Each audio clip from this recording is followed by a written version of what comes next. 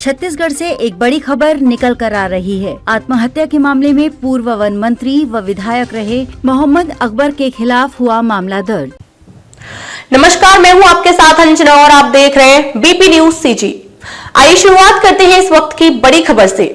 आत्महत्या करने वाले शिक्षक देवेंद्र कुमेटी ने नौकरी लगाने के नाम से लिए थे रुपए, जिनका प्राप्त साक्ष्य के आधार पर मुख्य सरगना गरियाबंद निवासी सलीम खान को बताया जा रहा है। ये मामला वन रक्षक, पुलिसकर्मी तथा भृत्य पदों की पूर्ति के लिए थी वैकेंसी, जिसमें नौकरी लगाने के नाम पर आवेदकों को साक्षात्कार के लिए 7 जुलाई 2022 को रायपुर के नटराज होटल में बुलाया गया था। वहीं फिजिकल जांच के लिए हरेंद्र नेताम व मदार उर्फ सलीम खान मौजूद थे। आपको बता दें, राजनीतिक अमला हावी होते ही दलालों की बाढ़ सी आने लग जाती है। दलाल लोग मंत्रियों के साथ फोटो खिंचवा अपने आप को बताते हैं करीबी और वसूली करना शुरू करते हैं। देखिए क्या कहते हैं मोहम्मद अकबर।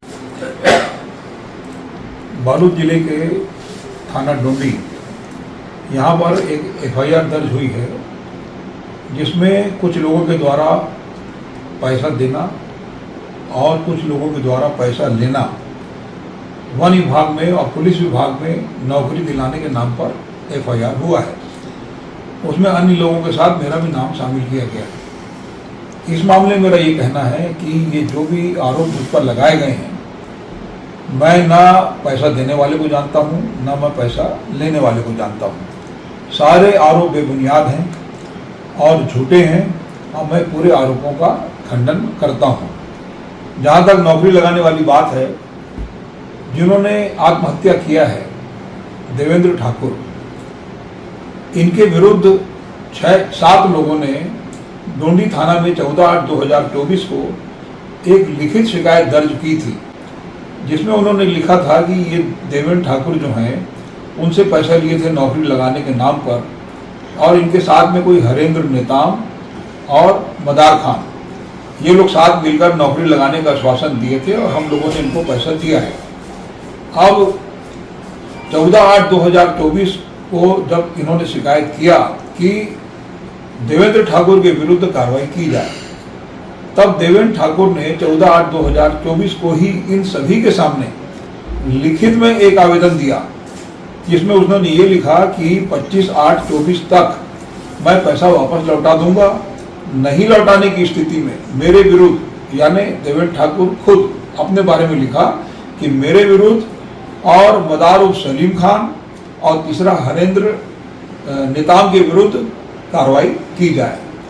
इसमें कहीं भी मेरा नाम नहीं है, और जिन लोगों ने 6 लोगों ने शिकायत किया था कि उन्होंने नौकरी लगाने के नाम पर जो पैसा दिया है, उसमें भी मेरा नाम कहीं पे भी नहीं है।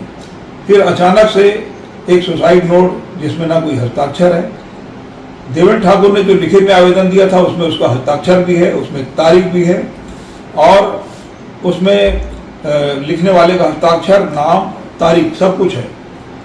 और इसके बाद ये जो सुसाइड नोट की जो बात सामने आ रही है, ये किसके द्वारा लिखा गया ये मालूम नहीं है, कब लिखा गया ये भी मालूम नहीं है, इसमें तारीख भी नहीं है, इसमें किसी के हस्ताक्षर भी नहीं है।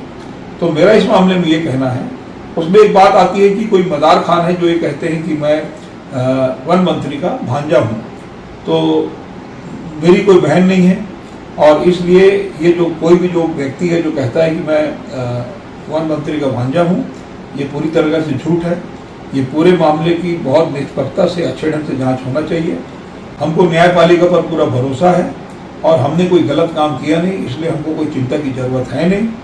मैं एक बार फिर से सभी आरोपों का खंडन करता हूँ, और लिहाजा ये पूर्ण रूप से साबित नहीं हो पाया है कि कौन कौन है इस मामले में संलिप्त। आखिर क्यों आत्महत्या करना पड़ा एक शिक्षक को? फिलहाल पुलिस प्राप्त साक्ष्य के आधार पर रिपोर्ट दर्ज कर जांच में जुटी है। मिलते हैं आगे किसी बड़े खुलासे के बाद। आखिर कौन है आत्महत्या के दोषी? बालोद जिले के डोंडी थाने में एक एफआईआर दर्ज हुई है। मुझे जानकारी मिली है कि उसमें मेरा भी नाम शामिल किया गया है।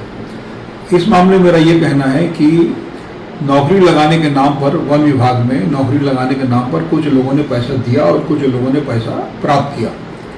उसमें जो जिन्होंने सुसाइड किया है देवेंद्र कुमार ठाकुर, देवेंद्र ठाकुर का भी नाम है। मेरा इसमें यह कहना है कि जिन्होंने पैसा दिया और जिन्होंने पैसा प्राप्त किया, इनमें से किसी को भी मैं नहीं जानता।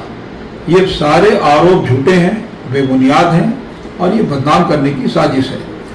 2022 का मामला है और 2022 में वन विभाग में नौकरी लगाने के नाम पर कुछ लोगों से पैसा लिया गया था।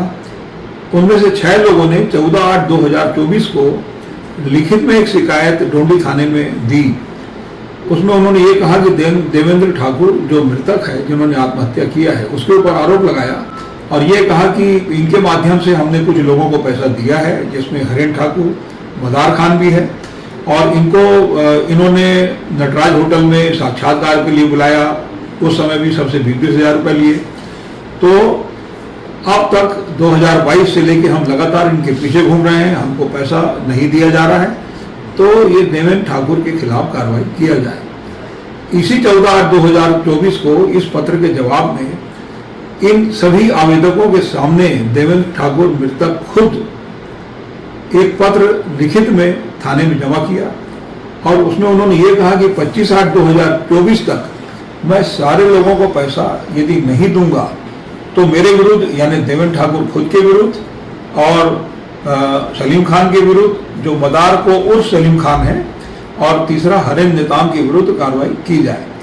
तो मृतक ने जब थाने में आवेदन दिया उसमें भी मेरा नाम नहीं है और मृतक के विरुद्ध, देवेंद्र ठाकुर के विरुद्ध 6 लोगों ने जो आवेदन दिया उसमें भी मेरा नाम नहीं है।